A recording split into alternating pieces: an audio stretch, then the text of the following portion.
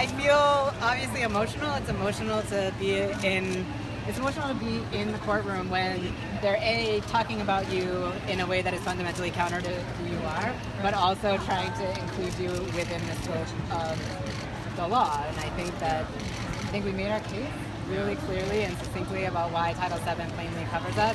I think I was so proud of how many trans people were in this courtroom and how many trans people we brought with us into the courtroom to honor the fact that this has been a movement that we have been building for decades, for centuries, and that a movement that we stand on the shoulders of. We stand on the shoulders of so many lawyers who came before us, and even more importantly than that, so many people who lived and died in the streets, and we carry them into the courtroom today.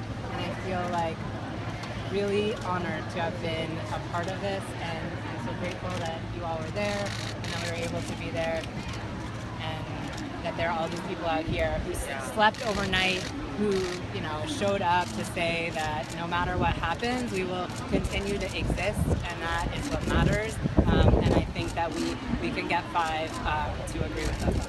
I kind of was thinking, like, it sounded like we might have been, which is crazy. I was so emotional. At one point I was like, this is history. This is the first time the Supreme Court is speaking the name saying transgender in a case, in a trial, in a hearing, and I just was overwhelmed by that.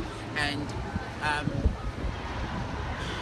when Justice Breyer said that when the Civil Rights Act was enacted in 1964, it was about acknowledging that there are a group of people who've always been here and have been shut out of the realm of legal protections.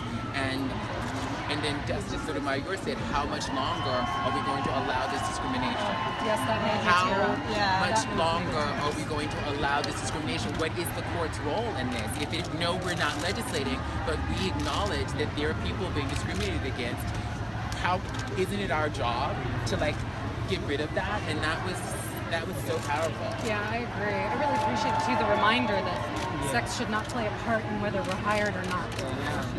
Period. Done. Exactly. And when Amy was fired, it wasn't because of her performance. It was because of her. Yeah, that's right. And it's as simple as that. It's really simple. And to have the sort of bathroom panic argued at the Supreme Court was sort of terrifying and horrifying to witness. But what was so beautiful is the justices immediately shut it down and said, well, this case is not about that. We've actually heard for an hour and a half that this case is not about any of that. And that will have to be decided in another situation. And I also love when Mr. Cole said, there are trans people in this courtroom. I went to the ladies' room at the Supreme Court earlier. I stood in line. I went to the bathroom. The world did not end. Everything's okay because I peed and it was fine. Yeah. But that is not even the question before the court. And I have multiple times gone in the men's room next to Noel Francisco, the Solicitor General of the United States, in multiple contexts, because that's what happens. People go to the bathroom and trans people exist and the world doesn't fall. Yeah. You make the world better. I think so. Love you. I think so. Love you. Yay. We are strong.